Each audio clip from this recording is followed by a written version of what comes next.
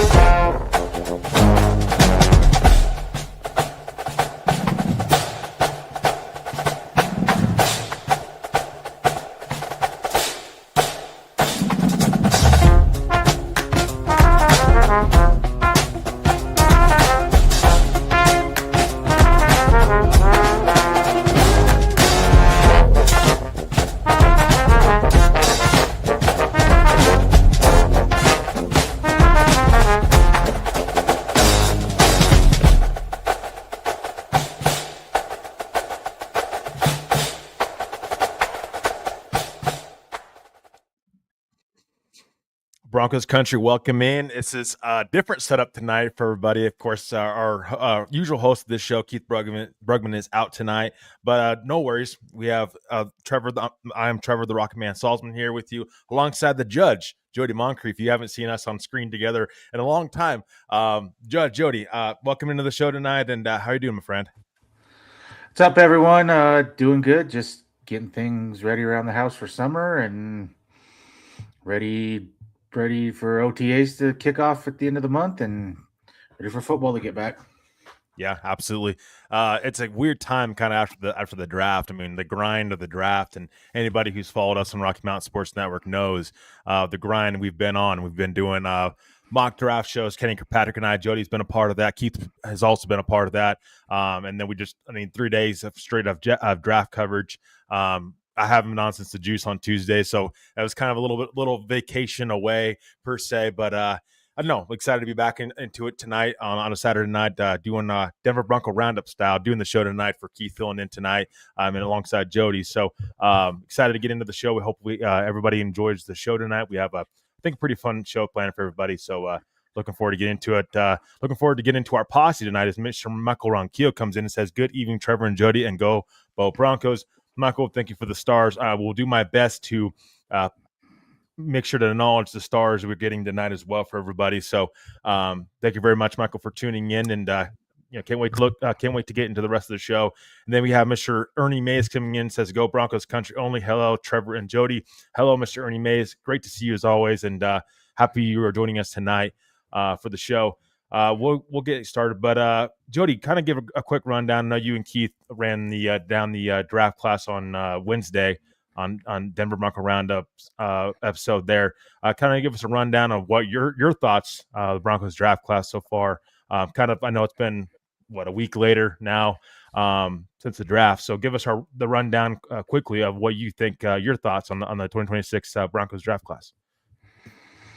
As a whole, I like it. I think they got two starters, or at least one starter out of this draft for this coming year, and probably 2 or 3 in the following years. And the more I watch tape on Cage Casey, they're going to kick him inside. He's going to be a guard, and so I think originally I gave that like a C- grade because I thought he was going to play tackle, but with him kicking him inside and depth there and stuff, I like that pick, and I think he'll fit in well if they decide to move on from Ben Powers after a year. So, I like their moves. I like the last 2 draft picks they got.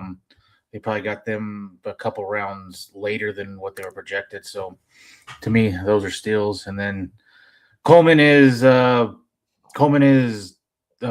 J.K. Dobbins. I mean, he runs just like J.K. Dobbins. You can see, I mean, they have a lot of similarities to their game, so it makes a lot of sense why he was picked. So, all in all, I like it.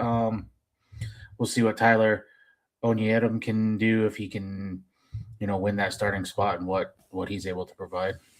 Yeah, and then a quick rundown for me. I mean, I know I've been on since the draft, but Kenny and I did our post mock draft grades for teams, and we did our grades on the Juice as well Tuesday. That was the last time. It's been like it feels like it's been forever since I've been on, but we did our post draft grades, and I gave the Broncos I think a B minus, right around that range, and it was really because I really like what they did on day 3. They sold me day 3 on some of these guys. I mean, I like Justin Jolly. They got later in the draft. And then Dallin Bentley, Red Murdoch, I think that's good value. Dallin Bentley, I think, can make a immediate impact to this team, and I think is a better athlete than Justin Jolly. Cage Casey, I definitely understand the draft pick there, trying to replace Ben Powers long term. That's something that I've knocked George Payton and Sean Payton multiple times on in the past, is not taking enough offensive linemen, taking a chance on getting younger on your offensive line. So getting a chance to add Cage Casey, you're hoping he doesn't have to play this year. But I think if he does have to, I think that's a great time to develop him. And even if he doesn't have to, you get a chance to develop him. He's in the pipeline. You've got a young offensive lineman in the pipeline that's going to play guard more than likely, and then probably set yourself up for Alex Pelcheski to be your right tackle, future right tackle moving forward. So definitely understand that pick as well. But I'm going to get into a couple comments here. We got Mr. Roy Osborne tuning in before we get into our topics tonight. Says, hey there, Rocket Man and the Judge, it's nice to have a break from the draft. It is, Roy. It's a long grind. But here, I mean, it is. You're definitely, want that break from the draft, but it's like you kind of lost as well. I mean, that's why I feel like I'm kind of lost right now. I'm like, okay, we have topics definitely that we could be bringing up, but it's definitely that point where now to training camp, to OTA, stuff like that, we're going to have to really grind a little bit away to come up with topics. But it's that weird time after the draft. It's like it's the storm and then it's calm after this. So we'll see what happens. And I don't think the Broncos are done making moves. So I think there'll be some late free agent signings as we get towards June 1st. And we have Michael says Roy, and then Ernie says 8 diamonds in the roughs, including Waddle. Absolutely, Ernie. Waddle's got to be in play when it comes to the draft. I think you could also categorize it differently, where you could add Waddle into this draft because of the first round pick, but then you can also take him out of the whole equation as well. I think there's a couple different ways you can look at it. I like the Waddle move. We'll see how that pans out, of course. I think they got a pretty good value. I don't love what they did day 2. Day 3 is where they won me over a little bit more, but we shall see how everything pans out for the Broncos going forward. So it's a wait and see game. But Jody, we'll start off with the Broncos Mr. Irrelevant pick here at 257. And we're going to do this in tiers, ladies and gentlemen. I'm going to explain what this what the segment is. This segment's going to be for us. It's tiers for 1 to 7. Obviously, 7 Bronco draft picks. We're not counting UDFAs right now, but I think it's going to be tier 1 to 7. This is immediate impact these players are gonna make on this roster.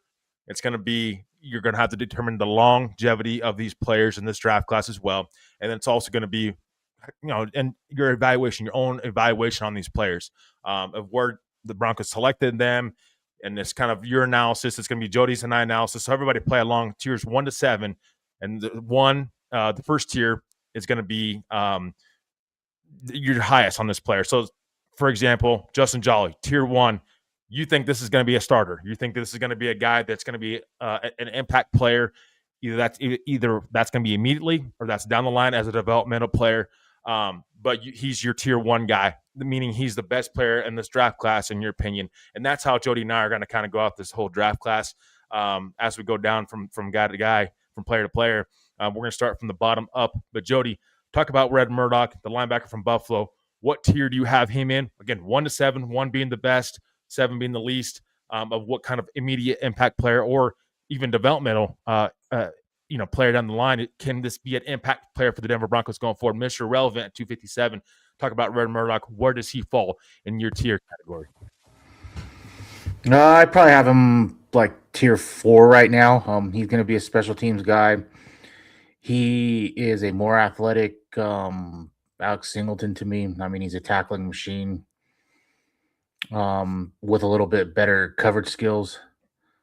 I had linebackers in the draft, and I had him with a 5th round grade. So to get him in the 7th, or heck, you could even got him as an undrafted guy. So I think that's a steal. I'd like to see him put a little more weight on, but this is something that it'll be interesting because I want to see where Sternad is now that they've kind of penciled him in as a full time starter. How he lives up to that because he's never had that before. So, um, but I think he'll be a special teams guy right away, and he probably be you probably see him a little bit in the rotation at linebacker, depending on how Jonah Ellis develops. Mm-hmm. I think I'm right there with you, Jody. I will say I don't think this is like he's not going to make an immediate impact defensively right away, and I think I'm in agreement with you. Special teams, though, I think this guy is a special teams kind of guy right away. I think he's right away heck of an athlete. I thought in the draft. I mean, and I just think that I don't think he would be an undrafted guy. I think that if Denver didn't pick him at 257, he's probably Red Murdoch would probably end up elsewhere. I think this is why we kind of talked about it on draft day. Like you see, like Dallin Bentley, Miles Scott, Red Murdoch. These are guys on the Broncos' radar, but I don't think that they would have been UDFAs because I think there was a chance that they're probably going to go elsewhere. And this is why you see the Broncos take these guys in the seventh round and stuff like that because these are guys that probably weren't going to make this roster as a UDFA. Like they probably weren't going to sign with Denver, at least likely to sign with Denver. They're probably going to be some competition to sign these guys as UDFAs. So Broncos just say, hey, 257, let's just take Red Murdoch. We get him in the building. It's guaranteed that he's in the building and let him see, let's see what he can do to make this roster. But, just like Terry and York and like stuff, guys like that, like he was able to slip through the cracks. Denver was able to get him as a UDFA. But Red Murdoch, Dallin Bentley, probably guys that there was going to be some competition for these guys as time went on. So for me, Red Murdoch, he's probably that tier 5. I'll go tick lower than you. I do think this is a special teams guy right away, but I think it's gonna take him a bit. He's only 22 years old as well. He'll be, I think, 23 in September, I believe. So at the start of the season, he'll be 23. But this is a guy that you can kind of develop. I mean, this is a possible Justin Chernod kind of guy where, hey, he's a special team specialist for a while, but he grows into that, starting linebacker role as time goes on. And, you're just hoping he does enough to make this roster, of course. But Red Murdoch, for me, big hitter. I think he could be an Alex Singleton replacement down the line. I'm not saying he's going to be, but I'm saying he could be. He has the potential to be. Not great in coverage, but he's, I think, a really good run stuffer and a heck of a tackler as well.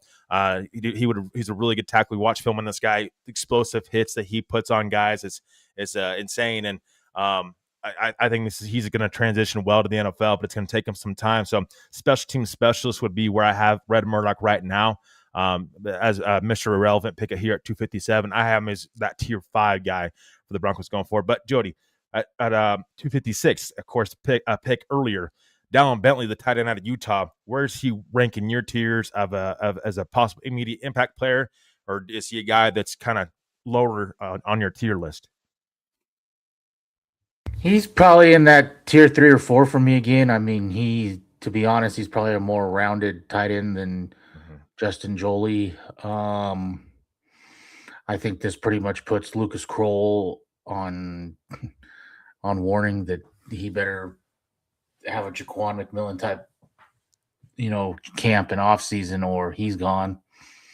And maybe even Nate Atkins. I mean, I know Nate Atkins can play fullback, and Denver's always carried one, so that might keep him safe. But I think it puts those two guys on notice, along with the other tight end that they drafted last year from Utah. I can't think of his name. Caleb Lohner. Caleb Lohner. I think he may be practice squad as well. So, but Dallin Bentley, he's got good hands. He's got good size. He's a much more rounded blocker than Justin Joly. So I think that gives him a little leg up on some things. But if Denver does move this to more of an air raid type offense a little bit, that's where Justin Joly fits right in, and he can, he's probably not as polished as Evan Ingram is, but they're similar skill sets. They don't block very well, but so yeah, I'd probably put it tier 3 or 4. He probably, I I would have said Adam Troutman as well, but they just signed him to a 3-year deal, so that I think almost makes him safe for at least this year's. But tight end 3 or 4, I think he's going to be in the battle for that tight end 3 or 4. Which tier 3 or 4 do you have him in? He's probably tier 4, probably. Okay. But because I need to see if they're going to run the same type of offense and it's going to be exactly the same as last year, then he may be have a leg up on Justin Joly just because he can block. But if they're going to go more air raid, then it probably knocks him down a tier.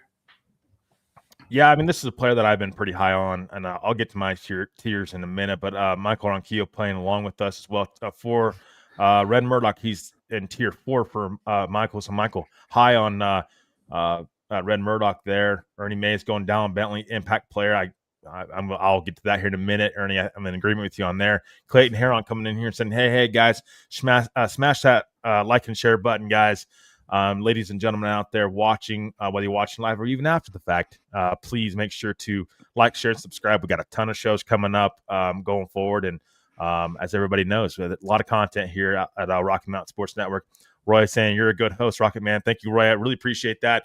I don't get the practice enough, so I'm a little rusty. So work with me here on this, but I appreciate the compliment. Always means a lot hearing that.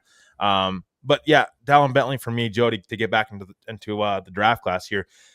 See, I'm higher on Justin on Dallin Bentley than I am Justin Jolly or Jolie. You need to stop saying Jolly or Jolly, and you say Jolie. Dallin Bentley for me, I think I'm right there with Michael Ronquillo. I would say Dallin Bentley for me is probably that tier 3 guy. I'm gonna take higher on him than I think you are. But for me, Dallin Bentley, he's an inline tight end, immediate impact guy right away. I think he's going to battle for playing time in the tight end room. I mean, Adam Troutman, okay. I mean, Adam Troutman's a fine blocker. He's not a great blocker. He's a fine blocker. I mean, the fact that Sean Payton's the head coach probably has a lot to do with Adam Troutman being in Denver in the first place. Evan Ingram, I think Justin Joly, he's more of a competition for with Evan Ingram in this tight end room. But I think Dallin Bentley, he's one of those late gems for me that I just really like. I'm not going to put him in that tier 1, tier 2 category, but tier 3 for me. Like, this is a player that can be a really good tight end for a long time in the NFL. He's got the body to be that. I mean, big body tight end downfield. Like you said, Jody, he's an inline guy right away, better blocker than Joly downfield. I think Joly for me probably has a little bit more upside when it comes to as young as he is. Dallin Bentley is 25 years old, so he's a little bit more seasoned tight end right now. Joly's got some time to develop. He's more of that long-term project, high upside guy for Denver. But Bentley right away can be that guy that can step on the field, I think, and be as a contributor in the passing game. He can sit in zone and he's got really good vision for teams to play zone, and he sits down. I mean, he literally in zone coverage, he'll sit down and just wait. And if Bo Nix can find him in zone, I think he can be a player that can really be, an impact player for this offense. So Dallin Bentley for me, tier 3. I think that we'll see the upside in him. I don't think the upside is higher than Joly, but I think he has a higher floor than Joly with this team. So Dallin Bentley, tier 3 for me. Player that I talked about a lot in the draft, and I think can really raise some eyebrows when it comes to OTAs and rookie minicamp and stuff like that. So love me some Dallin Bentley, the tight end out of Utah. We'll move up the list, Jody. 246, Miles Scott, the safety out of Illinois. What tier do you have him in? And talk about him a little bit, my friend. I like Miles Scotty. I like his size. He's a big hitter. I think he will be in a battle with Devon Keys for that number 3 safety. Maybe JL Skinner's in that battle as well. He'll be a special teams guy right away. Yeah, I like the pick. If I'm thinking if I remember right, I think he had like 18 or something. I mean, he causes a lot of fumbles, so that is something that I like. And after this year, they're going to have to make some decisions, especially if they decide to pay Bo. Are we keeping Brandon Jones? What are we doing there? So this could be Brandon Jones replacement down the line. So Yeah, I I'd think for probably me, put him. Oh, sorry, I was just going to say I'd probably put him tier 4 or 5 to start off, but he's going to be another special teams guy. And with that said, all these draft picks, I mean, I didn't really have really any positions other than probably Franklin Myers' spot that was really open. They pretty much had everyone penciled in as a starter. So you're gonna have to earn your way at special teams, and I think he'll do well there. So for me, Miles Scott, and I think I agree with you, Jody, on that one. I don't know. I don't know if he's ever going to be a defensive immediate impact guy. I think for me, he's probably down the board a little bit. I think this is probably my least liked pick. I would say this is probably my tier 7 here, Miles Scott. I understand getting safety in the draft. I just think they waited too late to take a safety and to take a chance on a guy in the secondary. Because, like, again, Riley Moss, Jaquan McMillan, we talked about this numerous times now. These guys are not going to come back. Like, they're not. You can't bring back every single guy in your secondary. And does this mean, Chris Abrams drain gets sees more time down the field, down the line? I don't know, but I just think that they waited. This is one of my knocks in the Broncos draft class is they waited too long to address secondary, and that includes safety. Round 7 for safety. I mean, you could have got guys earlier than that, in my opinion. I know Justin Jolly or Jolie, you had to trade, you had to make that trade there. I get that, and you can't address every position in the draft, but it's like there was guys. VJ Payne, he dropped down the board, numerous times, and it's like you use a couple of those 7th round picks, go up and get a guy. Like you wait till round 7 to go get a safety. It's like I think he's a special teams guy. I mean, a lot of these guys are special teams guys in round 7. You're just really taking a chance on the player and hoping that it sticks. And so Moss Scott for me probably the least liked guy for me, least liked player for me on day 3. I have him as a tier 7 guy. I think that it's going to take him a while. I think he's probably a practice squad guy off the bat, but could play his way in onto the field, of course. But I think it's going to take some time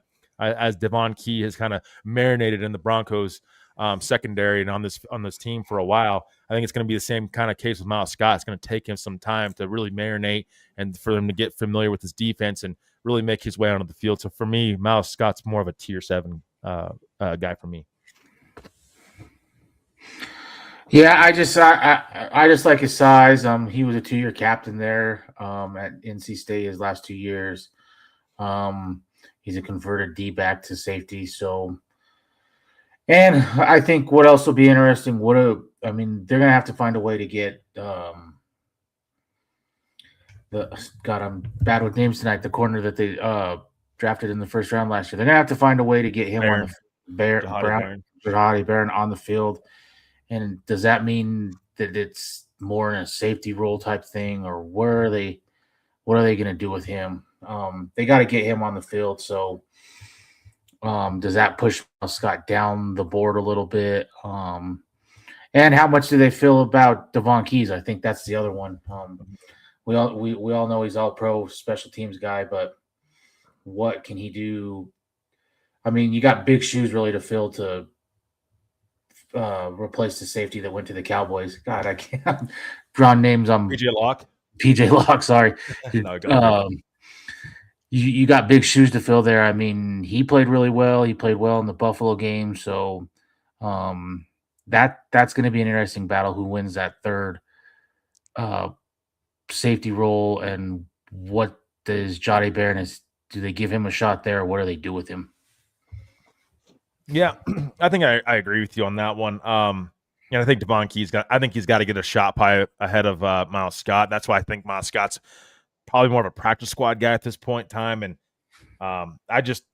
Denver usually prioritizes the secondary. As time goes on, I just don't know how much Miles Scott's going to be able to see the field. He's really going to have to earn his way, I think, out of all these rooms. I mean, Dallin Bentley, tight end room's not anything solidified there. Red Murdoch, of course, that linebacker, nothing solidified there. You need more depth there. You need more depth at tight end. You need more there at those 2 positions. Safety, you have Devon Key, you have Brandon Jones, and you've got other guys there. That are probably going to be in front of Miles Scott that will block him more than likely. So maybe if he's going to be an impact player, it's going to be probably 2 seasons at least before we see him on the field. unless he comes in and just blows everybody out the water, which you never can rule out. But it's like, I think it's going to take him some more time. And then everybody in the chat here, we've got Ernie says Miles 6th impact player also. And Michael says tier 6 for Miles Scott. I'm right there with you, Michael. It's going to be, he's more or less down the board. And then Ernie's got our next guy, which we'll get to here real quickly. In round 5 at 152, the Broncos select Justin Jolly, the tight end out of NC State. Jody, I'll let you go first again. Where does Justin Jolly fit into your tier list for the Broncos draft picks? I probably have him as a tier 2. I mean, he does a lot of the same stuff that Evan Ingram does. He's a converted wide receiver, so he has good hands. He's a big guy. Could polish his routes a little bit. I know he's not the greatest blocker, but neither is Evan Ingram. Neither was God, I am just drawing blanks on names today. The tight end in New Orleans. Jimmy Graham. Jimmy Graham was not a willing blocker, so if he can go out there and do those type of things, I mean, I'm fine with it because and that's why I want to see where this offense goes. Are we doing air raid? And I think it favors Justin Jolie a little bit. Are we going to run the same Sean Payton stuff where you're running 2 tight ends a lot of times and blocking tight ends and blocking wide receivers? It's going to be interesting to see what we do there. But I think down the line, this guy can be a starter. So I probably have this as a tier 2. Okay. Yeah, I mean, and Michael coming in and said tier 5 for Justin Jolie. So Michael not very high on Justin Jolie. And again, this is all the way up to from 1 to 7. 1 being the player you like the most of the Broncos draft class, and the guy that you think has the best shot of being an impact player for the Denver Broncos this year. And Jody, I think I'm right there with you. I think Justin Jolie, for me, is probably tier 2. I think he's the upside's there, but it's hard to put him atop of the list with some of these other players and positions that we have on the screen here for everybody. And that are other players that have a chance to be a better, more impactful need for this team this season. But I like Jolie. I think he's probably, with Evan Ingram on this roster, like, there's a chance he can push Evan Ingram for a spot this year. But I think this is more of a draft pick that, again, in a couple years, talking about 2 seasons, where after you move off of Evan Ingram, where Justin Jolie can be that guy for this team. And I think it's where Sean Payton has, obviously these tight ends he's talked about. You have your inline guy, that's Dallin Bentley, and then you have your vertical threat, slot wide receiver kind of guy, and Justin Jolie at tight end, who is not the greatest blocker, but again can be a vertical pass catching threat downfield. So Sean Payton really got 2 of those couple tight ends that he's talking about, those different kinds of tight ends he's talking about. So Justin Jolie for me is probably more tier 2 as well. That's where I'm going to have him at for the Broncos this draft class. I think the upside's there, but he needs some refinement as a blocker. But what you like about Justin Jolie is he's a tight end that's a willing blocker, and you're looking for those guys that are willing blockers. You don't got to be the most polished blocker coming out of college. You develop that as time goes on, and that's where I think I come with this Broncos draft class as a whole. Is you've got guys that are young players that can be developmental guys, and then you got a couple of players that are going to be asked probably to be more impact players year 1. So Justin Jolie is one of those players that you never know what you're going to get, until you see him on the field. And he can push Evan Ingram for a spot. They can move off of Evan Ingram, but I think this is more of a player in a couple, 2 seasons where he can be that tight end that Evan Ingram replacement down the line, just like Cage Casey could possibly be that Ben Powers replacement down the line. So Justin Jolie for me, tier 2 on my list as well. So, Jody, we're here at the 30-minute mark. Let's take a quick sponsor break with Morgan Trinkets. I'm going to pull that up for everybody, and we'll be back right after this message from our sponsor.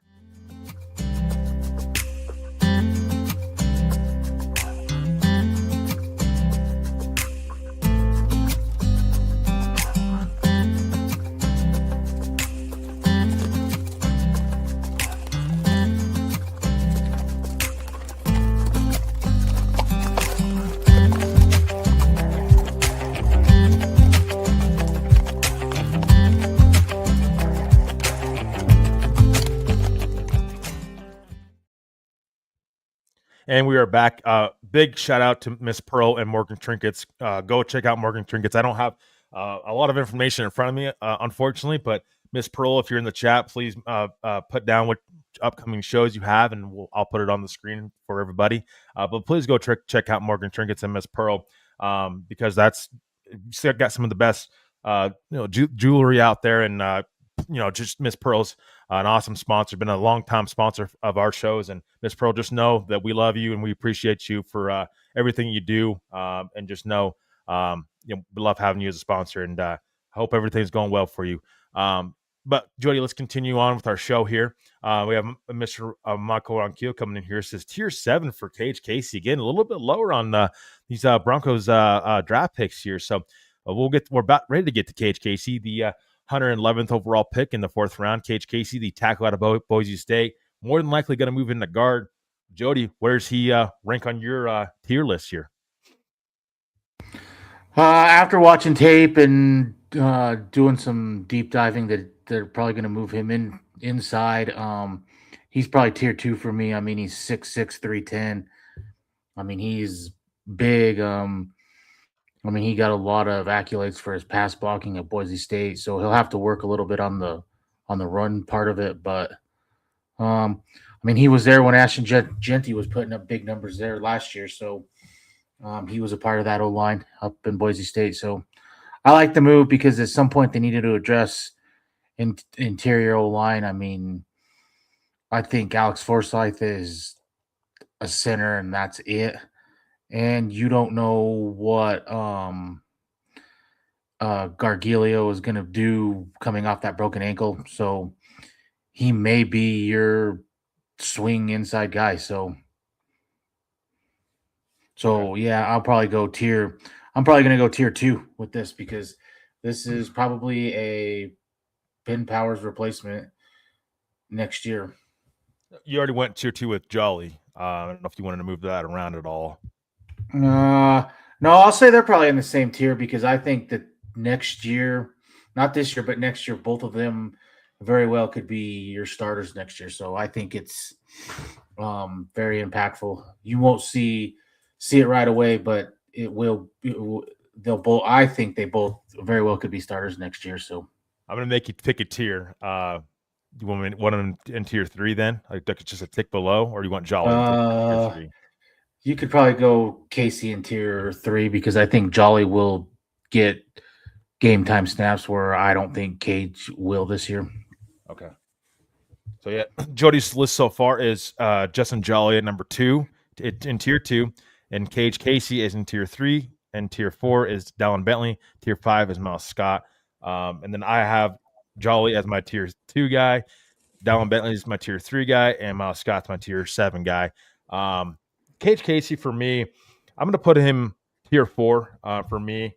I think, listen, I understand the draft pick. I understand the player and where Denver was going in this, and I really applaud them for taking a chance on a guy like this at this point in time in the draft. In round 4, you need a developmental offensive lineman, and this is a guy that can slide inside like we've talked about multiple times now. But for me, I think this is a player where I like the size. I think he can step in right away and play. You're hoping that that's not the case. You're hoping that Ben Powers can stay healthy all season long. Nick Gargiulo, you're hoping he can make this roster and he can be a shell of himself before he got hurt a year ago. But this adds more competition to your offensive line. And I think for Cage Casey, tier 4 is where I'm going to have him right now, because I think he can develop, and this is a perfect replacement for Ben Powers if you can let him develop. And just some of the offensive linemen that Denver has developed. I mean, you got Nick Gargiulo, who was probably going to make this roster a year ago if he is healthy. Alex Belcheski. I mean, you've got guys that you are taking time to develop, and Nick Cage Casey is one of those guys where you've taken a chance on this guy in the draft, and you've invested in him in a way. And round 4, it's not a huge investment, but it's an investment enough to where you took him with your fourth round pick. And so I think he's not a guy that's going to make an immediate impact right away. This is hoping that Denver's offensive line can stay healthy, but I think this is a guy that down the road could possibly be an impact player. And I think Denver's vision for him is clear, and that's a replacement, obviously, for Ben Powers. I've talked about multiple times in this very show. But Cage Casey's a tier 4 for me, as you're hoping Denver's offensive line can stay healthy. And then we have Ernie says tier 3 will be tier 3 will be an impact player also. Oh, Coleman will be an impact player, or Coleman 3 will be awesome this year. So I think Ernie has Coleman being in tier 3 for him. We'll continue to move up the list. Jody, this is a running back that it seems like you've been pretty high on in round 4 with Denver's first pick in round 4. They obviously took Jonah Coleman, the running back out of Washington. Where does Jonah Coleman rank in your tier list for the Denver Broncos? I'm going to put him tier 1 because I think he will eventually be Denver's starter. He probably starts out as your third down back because he is a much more polished and refined pass blocker than RJ Harvey is. But if Dobbins goes down, I don't think that just guarantees RJ Harvey's your starter. Jonah Coleman can do that. He is a great pass blocker. He is great catching the ball out of the backfield. He's not the fastest running back, but neither is J.K. Dobbins. I mean, he runs a lot like J.K. Dobbins, and to me, they are mirror images of each other, and it's obvious why Sean Payton fell in love with this guy. He was my number 3 running back on the board behind Love and Price, so to get him where they got him, I really like that. And I like his size. I mean, I like Mike Washington's size as well, but Jonah Coleman's 220. He may even be bigger by the time he gets to camp or whatever. So he's going to be a role player on this team. And I think that if you're Tyler Bidet or Jaleel McLaughlin, you probably don't like this signing at all. So you have Coleman as your tier 1 guy. Does that means Tyler Onyedem you have as your tier 7? It's the only tier you haven't used yet. I'm gonna go wild card on him because I need to watch more film and that type of thing. I don't really have a good grade on him yet. I'm not trying to cop out, but I don't have a good grade on him. I need to watch more film and really do some more diving in on him. So. Definitely understandable. Our list is actually pretty similar. Yeah, I mean, I certainly understand where you're talking about, and I'll put him for tier 7 right now, to be determined for you with Tyler Onyedem, but we'll get to Tyler Onyedem here in a minute. Jonah Coleman for me. Listen, he wasn't my favorite running back. I'll be honest. I was a Emmett Johnson guy first and foremost. I think Coleman in this backfield. I think he can definitely help this backfield for sure, and I think you take him. With your first pick in the 4th round, but I don't know. I mean, if J.K. Dobbins can stay healthy, when does Jonah Coleman play? I mean, I know the Sean Payton's, likes to use multiple running backs, but there's competition in this room, and R.J. Harvey was a 2nd-round pick a year ago. I'm gonna go down on Coleman a little bit. I'm gonna go. He's gonna be my tier 5 guy actually down the line a little bit, just because I know J.K. Dobbins is got injury issues. I understand that, but Jonah Coleman, for me, there's not playing time right now. You've got J.K. Dobbins, you've got R.J. Harvey, you've got also J.K. Dobbins he's making $7-8 million a year, and he's not coming back to Denver to be a role player. He's coming back to be, hey, I'm a starter kind of guy. And if I'm not going to be a starter in Denver, I'm going to go elsewhere and be a starter because there was other teams that were in on J.K. Dobbins. So I'm going to go like J.K. Dobbins can stay healthy most of the year, and he's going to go out there and make a point to stay healthy. I'm going to go Jonah Coleman as my tier 5 guy. And that means Tyler Onyedem is going to be my tier 1 guy. And this is not me saying that Tyler Onyedem is going to be a star. That's not what I'm saying. I think the jury is still out on Tyler Onyedem. But for me, he has, I think, one of the best chances to be an impact player for this Broncos team right away, because then they're going to use him as a run stuffer. He's going to be in that mix with Savion Jones. Savion Jones and Tyler Onyedem are going to be that 1-2 combination at defensive end. And on that defensive line to replace JFM, you've got 2 players to really try to replace JFM.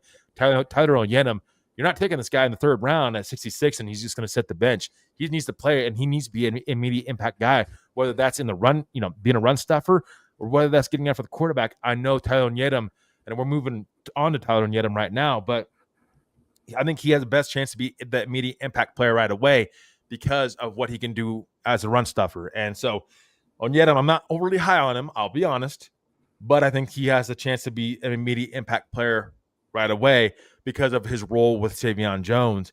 And so I think with Tyler Yedem, of course, you're hoping for more with him and you're hoping he can develop those pass rushing traits. But for me, as a run stuffer, that's important. And when you're in the same division with Kenneth Walker, with some of these other guys, Hampton, and then with Aston Genty, you need that run stuffer. And Tyler Yedem can be that run stuffer for Denver right away. You just got to be able to develop those pass rushing traits. And I think if you can do that, the better complete player he can be for Denver down the line. So, Jody, I'll let you take it away. Tyler Yedem, as of right now, he's your tier 7 guy. I didn't know he's your wild card, you said, and this is not set in stone, but for this show, it'll be set in stone. Tyler Yedem, kind of talk about the draft pick there. As you have Coleman as your number 1 guy, and I'll go through the list for everybody that's tuning in here a little bit later. You have Tyler Yedem. Doesn't seem like you're very high on him. Doesn't seem like a lot of Broncos country is very high on him. Maybe give your analysis of what you've seen of Tyler Yedem so far.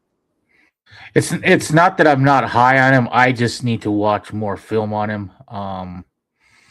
It's more the defensive pick for me because everyone said. I mean, I know that they're 40 picks apart, but Savion Jones was, a 3rd round pick, and he couldn't even see the field. Johnny Barron was a 1st round pick and was getting like 20% of the snaps. So I know Sean Payton said he very well could compete for the starting job, but that's what I'm going to be interested to see. Is this it?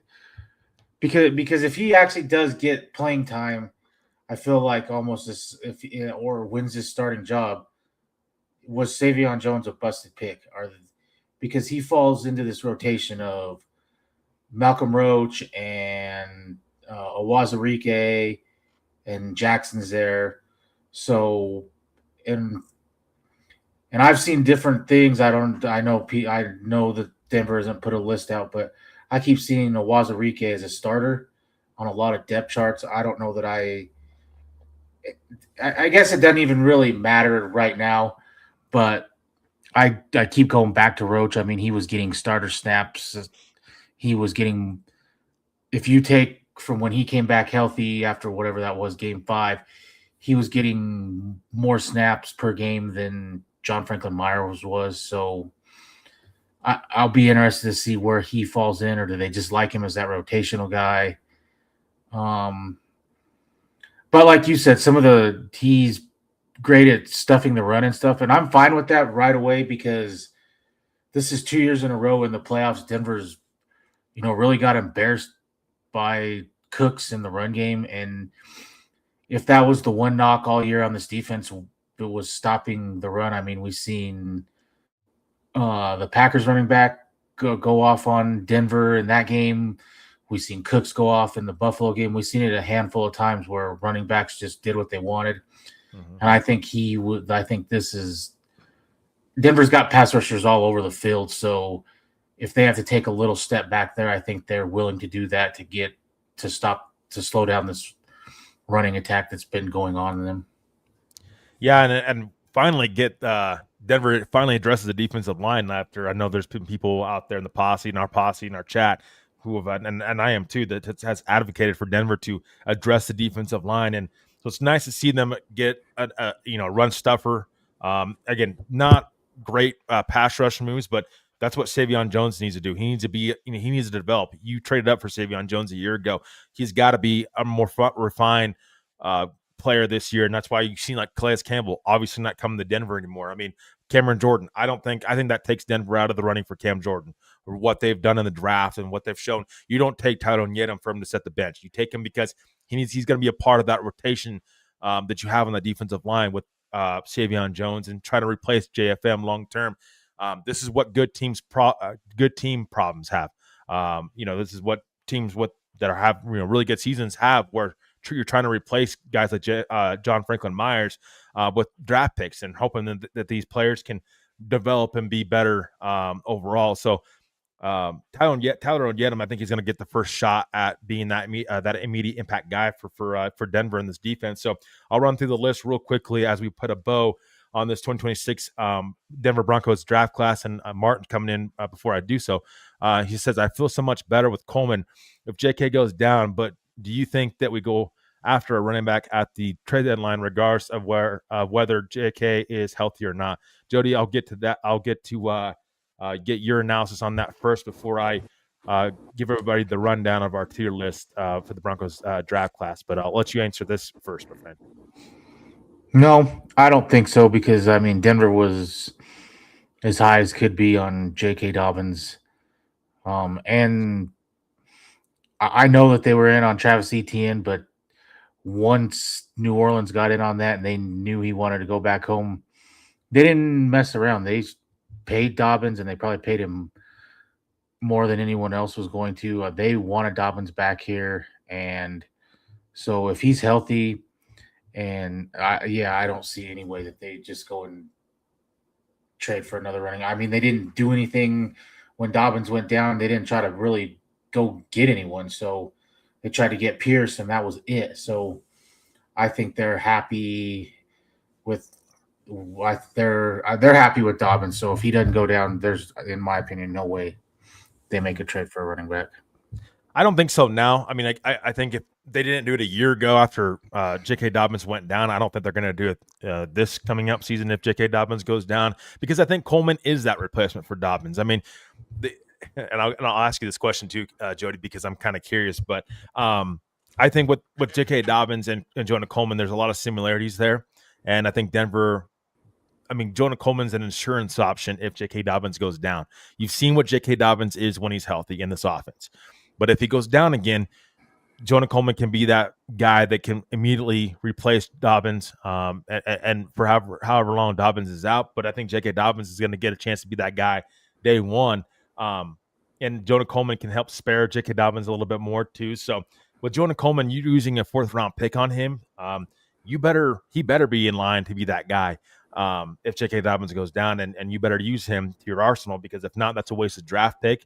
And plus, if you have to be somewhat high on Coleman if you're taking him at a 108 in round 4, because you had other positions of need that were on the board at the time, in my opinion. And you taking a running back early day 3, I think signals that Denver, hey, this is our insurance option if J.K. Dobbins would go down. And so I think that's what they're kind of telling you with that. We'll see what happens, of course. You never can completely rule that out. But Denver not making a trade last year at the deadline when Dobbins went down, I think solidifies where they're probably not going to do it this season with Jonah Coleman now being added in that running back room. And I'd like to know what their true feelings are on RJ Harvey. I know that if you look at the numbers, they're not horrible. I mean, he was great catching out of the backfield. I think better than what he was as a runner. So I'd like to know how they feel. Do they feel that if they had to, can they give RJ Harvey the ball 20 to 25 times, and can he get 100 plus yards? I don't know if they feel that way yet. And I think this is one of those picks where if Dobbins goes down, they can turn right to him. Plus, I like the fact that he had one fumble in college, his whole college career, one fumble. So, I mean, he holds onto the ball.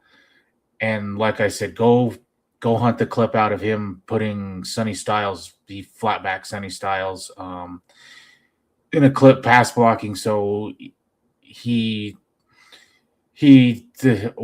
wasn't exactly the same saying, but just like the wide was just like Pat Bryant. He said no rock or no block, no rock, and Jonah Coleman was the first thing. I'm here to block, and I'm going to protect Nick. So he knows what he's got to do, and I'm excited because I'm well over Tyler Bidet being on this roster. He doesn't, for me, offer anything.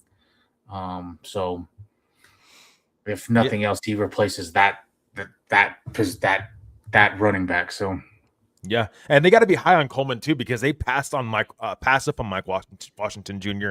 and some other running backs. Mike Washington obviously went to the Raiders at the 122nd pick, and Coleman goes 108. I mean, they clearly got to be high on Coleman.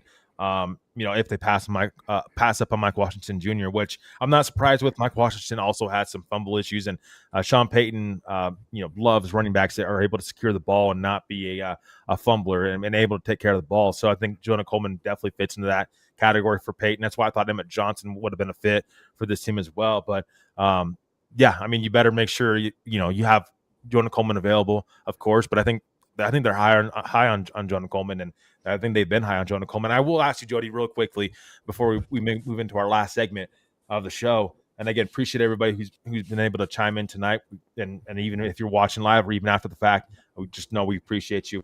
I will ask you this, Jody: if Denver had signed Travis Etienne Jr., do you think that they take Jonah Coleman this high, or take a running back this high?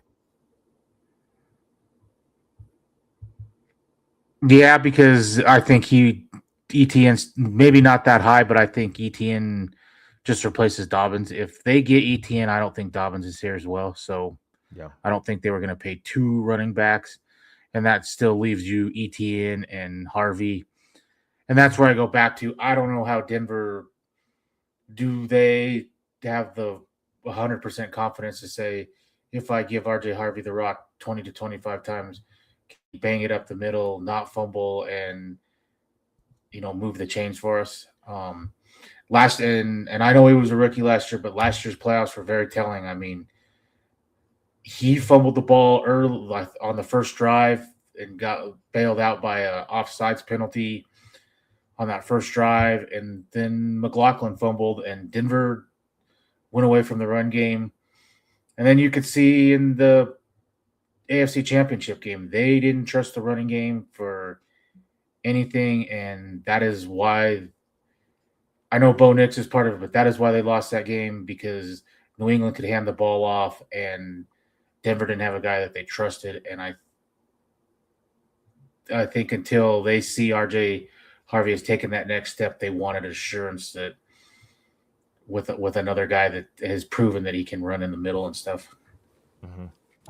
Yeah, I mean, it'll be interesting to see. It's always like, what if they did this? What if they did that? How would that? I mean, we could play that game all day if we wanted to. But yeah, I don't know. I mean, I don't know if they go running back early day 3 if they get Travis Etienne. And I think there's so many. We always hear about what Denver did, but we don't hear about is what did Denver have planned that didn't come to fruition. And that's something to always keep in mind. I find that very interesting. Is like, okay, what was Denver's offseason plan, the beginning of the offseason, and then like what is it now? Like how has it changed, and different things that they had in mind that didn't happen and or just wasn't able to happen. So it's always interesting to kind of weigh those options, but we shall see what when it ends up coming up and what ends up happening for Denver down the line. But I'm going to run through our list real quickly, Jody.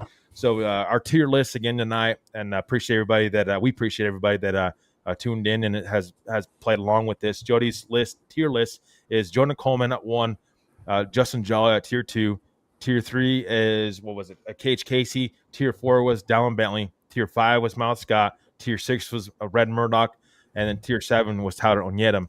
And that's Jody's wild card, by the way, as well. So he's going to watch more tape on Tyler Onyedem. But that's Jody's list. And then for me, my tier list is Tyler Onyedem at tier 1. Tier 2, Justin Jolly. Tier 3, Dallin Bentley. Tier 4, Cage Casey. Tier 5, Jonah Coleman. Tier 6, Red Murdoch. And Tier 7, Miles Scott.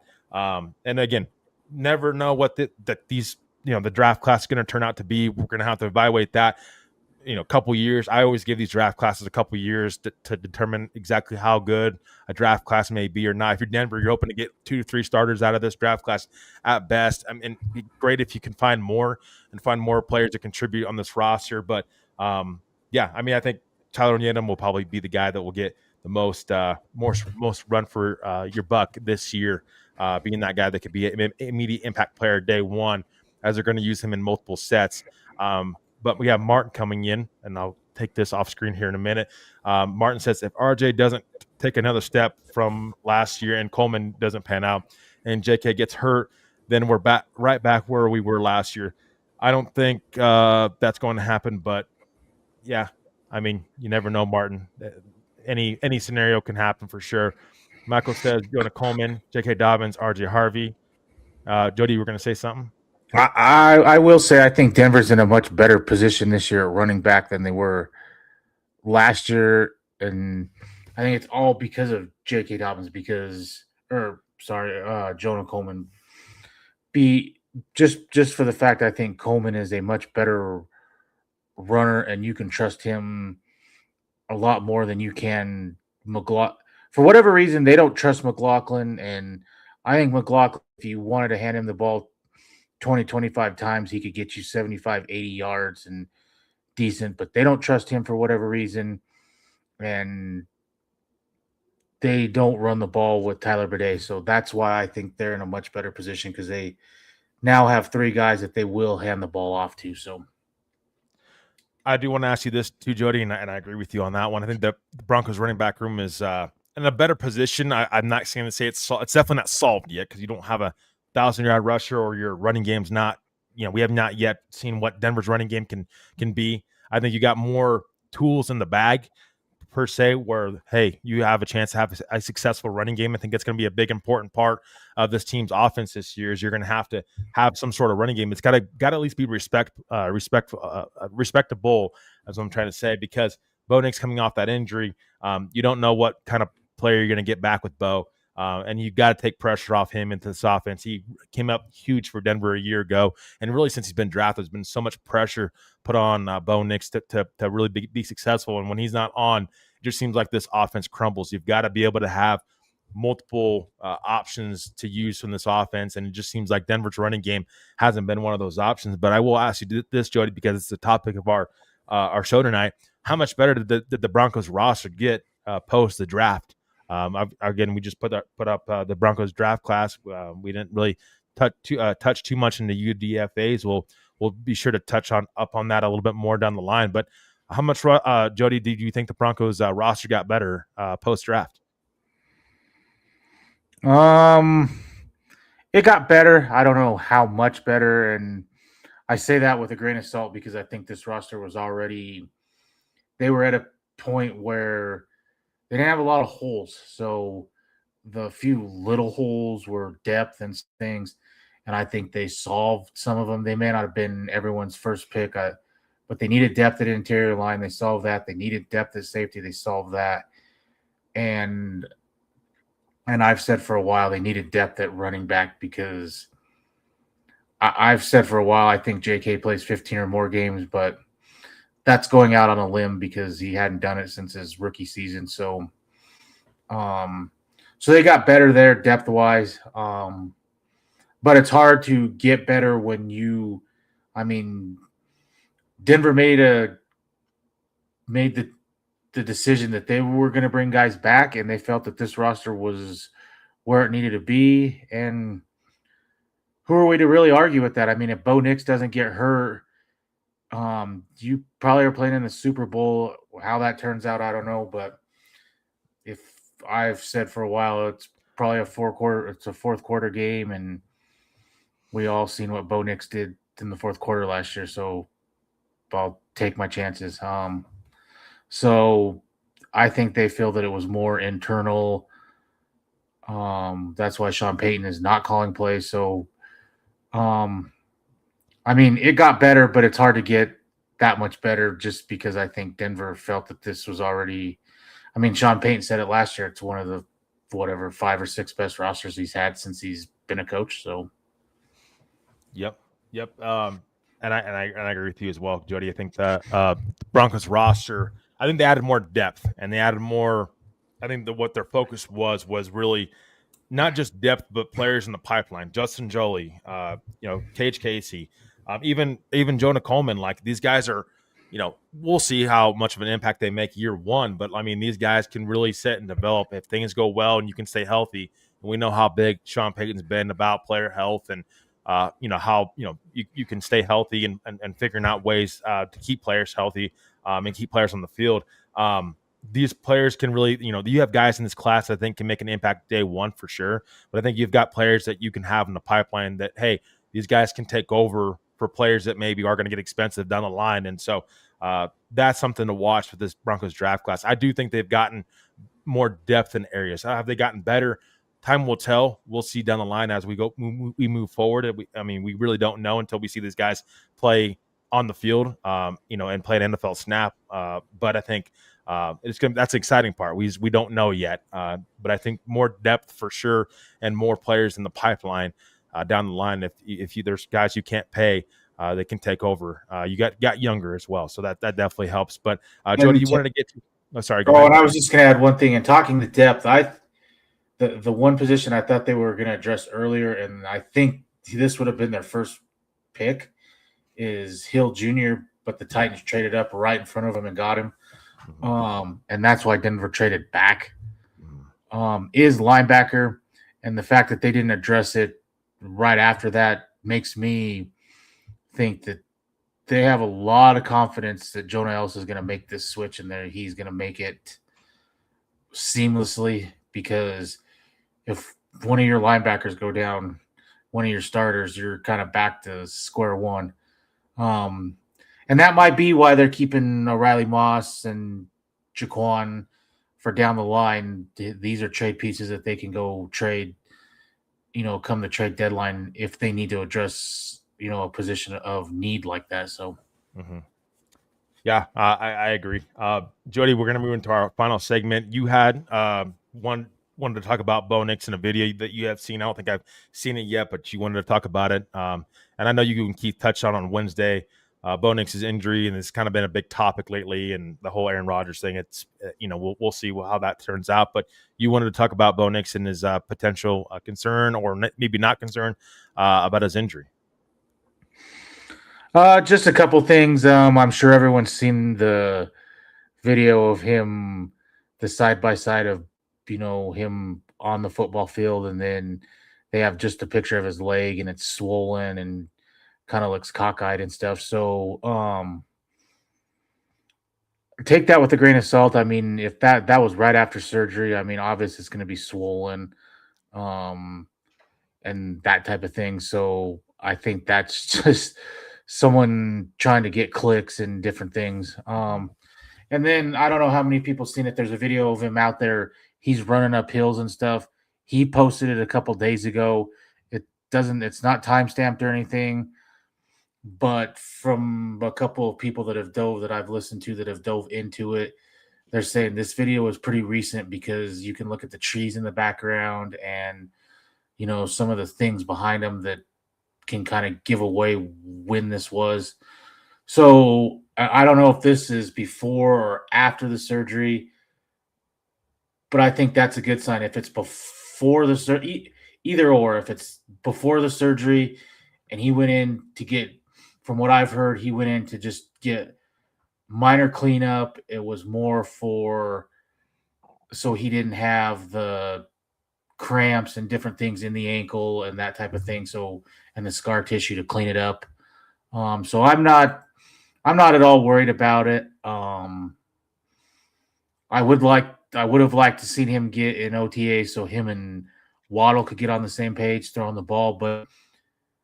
And then if this video is after the surgery, or no one knows when that surgery was, if this is already after and he's running and doing that, then I'm not at all. I mean, I'm not worried either way, but I'm definitely not worried. And if that means he's a little slower in OTAs, that's fine. I'm fine with that. I don't want him rushed back and you run into the Dre Greenlaw type stuff like you did last year. There's no need to push it.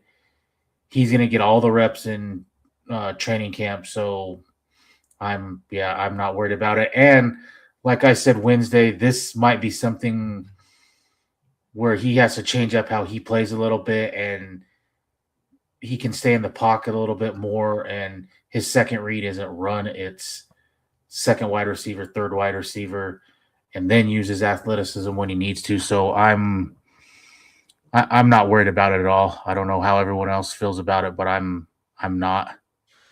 I mean, I think you're always got to going forward. You always have to have caution with these kind of things. It's an ankle injury and stuff like that. And there is some sort of a pass with that with Bo. But I would say if Denver was concerned about Bo Nix's injury, they would tell you and not tell you right out, like coming out and saying it. It's not what I'm saying. I'm saying they would tell you with their actions. Like, I don't know that Jared Stidham would be the backup quarterback if this team had real concern over Bo's ankle injury.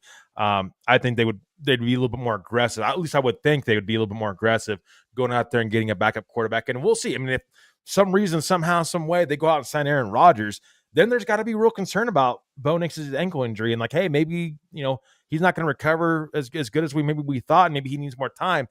I just like with Jared Stidham, can you really, after last year in the AFC Championship game, can you really roll out there with Jared Stidham again? Because Sean Payton has gone on saying, like, there's going to be competition for that backup quarterback role this year. It's not just going to be given to Jared Stidham. So with Sam Ehlinger, so we'll see what that backup quarterback position, for Denver looks like going forward. I think they'll tell you what their roster moves if there's real concern for Bo Nix's ankle injury.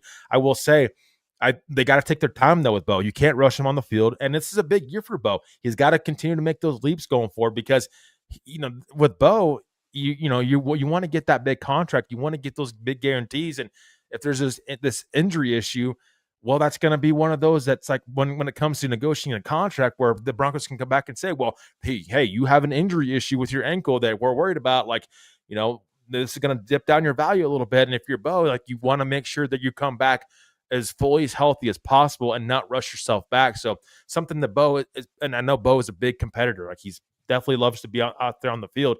I understand that, but you got to be smart with that. And I know he will be coming back from that injury. You got to be smart with that because Bo also, part of his game is mobility, and he likes to use his legs a lot. So it's important for him to be smart with that. Don't come back too soon. Come back when you're ready, kind of thing.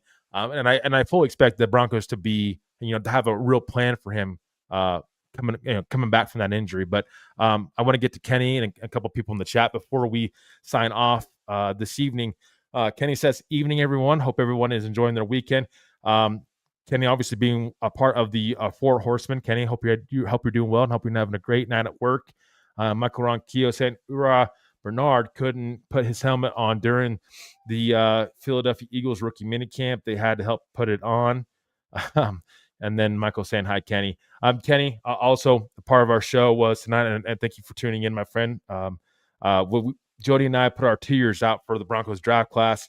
Whether it's impact player this season or down the line, but it's like your own analysis per se on the Broncos draft class. And we ranked all 7 Broncos draft picks from 1 to 7, 1 being the highest, 7 being the lowest of the players the Broncos drafted on this draft class. And the player that you think these guys are going to be, whether that's immediate impact this year down the line, do you think that's a bust, whatever, just kind of give your analysis as well.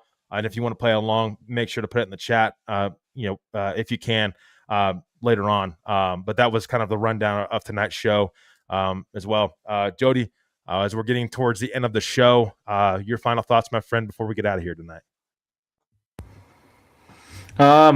Just excited to see where things go and what comes out on this Bo injury.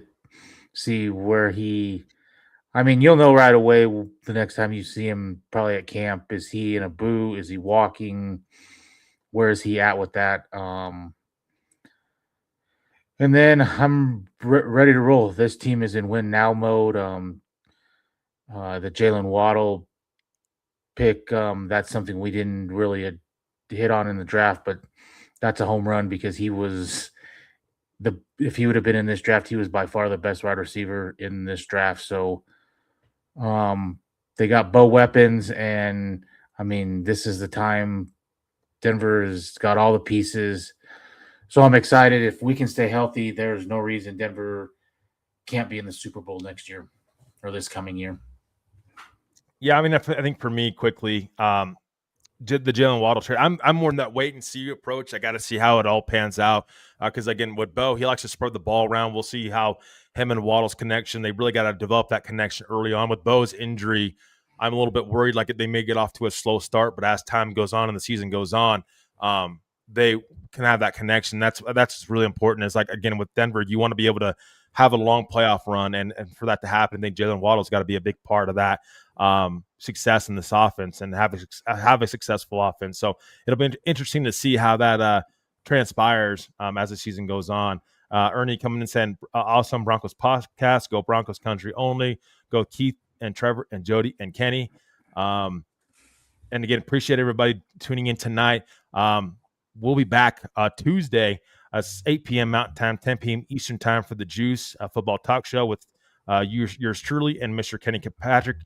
Make sure to please like, share, and subscribe. We really appreciate everybody that is able to do so. Just know it's free. Just know you're important, and just know, hey, we're interactive with our shows. Every show, we try to get our followers and our fans in on it. So, and please, if you have any ideas for us and you want to talk about, make sure to let us know in the chat, and we'll make sure to get to it. Just put a big shout out to everybody for joining the show tonight. Jody, it's been fun, my friend. I appreciate you and appreciate you joining us tonight. Keith, we miss you, and we hope all is well. Kenny, we miss you as well. Hope work's going well. And just know, everybody in the chat, our posse, we'll be back bigger, stronger than ever. Again, you can catch us Tuesday with the Juice, Kenny Kirkpatrick and I, 8 p.m. Mountain Time, 10 p.m. Eastern Time. Wednesday, Denver Broncos Roundup is back, 8 p.m. Mountain Time, 10 p.m. Eastern Time. And then you're right back here on Saturday with Denver Bronco Roundup, 8 p.m. Mountain Time, 10 p.m. Eastern Time. For Jody Moncrief, for me, Trevor Salzman, we'll see everybody next time. And as always, go Broncos.